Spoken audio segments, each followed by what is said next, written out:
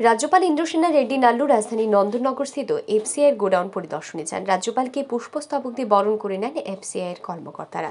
এদিন FCI godown চত্বরে বৃক্ষরোপণ করেন রাজ্যপাল। এরপর তিনি এফসিআই গোডাউনটি পরিদর্শন করেন। কিভাবে খাদ্য সামগ্রী মজুদ রাখা হয় সেই বিষয় নিয়ে সংশ্লিষ্ট আধিকারিকদের নিকট থেকে অবগত হন। পরে সাংবাদিকদের মুখোমুখি হয়ে রাজ্যপাল ইন্দ্রসেনা রেড্ডি নাল্লু বলেন, নরেন্দ্র মোদী প্রধানমন্ত্রী হওয়ার পর এফসিআইয়ের ব্যাপক পরিবর্তন হয়েছে। প্রতিটি রাজ্যকে খাদ্যশস্য জোগাড় ও সংরক্ষণের সুযোগ দেওয়া হয়েছে। খাদ্যশস্য সংরক্ষণে অত্যাধুনিক প্রযুক্তি ব্যবহার করা হচ্ছে। রাজ্যপাল জানান, এফসিআইয়ের গোডাউন ভালো চলছে। বর্তমানে 90 দিনের খাদ্য সামগ্রী মজুদ থাকতে পারে এফসিআইয়ের গোডাউনে, কিন্তু সীমান্ত রাজ্য হয় এবং প্রাকৃতিক দুর্যোগের কথা মাথায় রেখে খাদ্য সামগ্রী মজুদের সময়সীমা দ্বিগুণ অর্থাৎ 180 দিন হওয়া উচিত বলে মনে করেন তিনি। সংশ্লিষ্ট বিষয়ে আধিকারিকদের পরামর্শ দেন রাজ্যপাল ইন্দ্রসেনা রেড্ডি নাল্লু। सेंट्रल गवर्नमेंट मोदी जी आने के बाद एफसीआई का बहुत से चेंजेस लाए हैं। उसमें से जो ट्रांसिट में लॉस होता था उसको कम करने के लिए हर एक स्टेट को खुद प्रोक्योर करने के लिए मौका दिया है।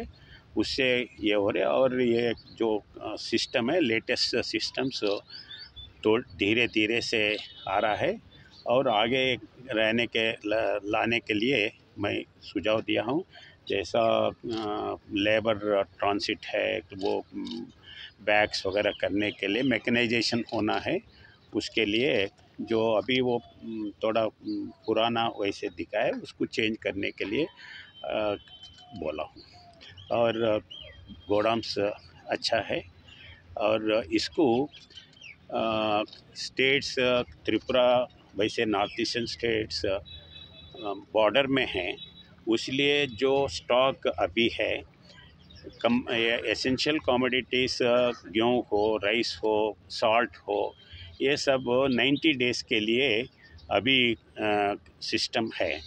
तो मैं इसको 90 डेज़ के सिवाय 180 डेज़ होना है। এদিন এফসিআই গোডাউন পরিদর্শনে গিয়ে শ্রমিকদের সাথেও কথা বলেন রাজ্যপাল। শ্রমিকরা তাদের বিভিন্ন অসুবিধার কথা রাজ্যপালের সামনে তুলে ধরেন। বিষয়গুলি নিয়ে আধিকারিকদের সাথে কথা বলবেন বলে শ্রমিকদের জানিয়েছেন রাজ্যপাল। এমনকি তাদের সাথে কথা বলায় এফসিআইয়ের গোডাউনে কর্মরত শ্রমিকরাও বেজায় খুশি। ব্যুরো রিপোর্ট, আর ই নিউজ।